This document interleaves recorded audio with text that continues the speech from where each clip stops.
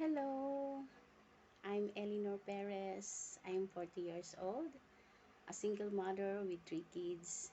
I'm undergraduate in college with a course of education, and my previous job, I was a production operator, one of the company here in Subic, Olongapo, and I worked there more than 7 years.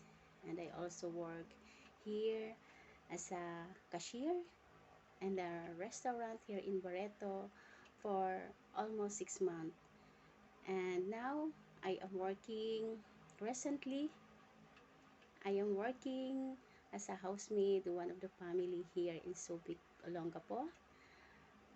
I do cleaning, cooking, uh, washing cars, watering plants, and I also taking care the old one of the member of the family, and I cannot mix both ends meet with my recent salary, and that's the reason why I'm looking forward for a job in abroad.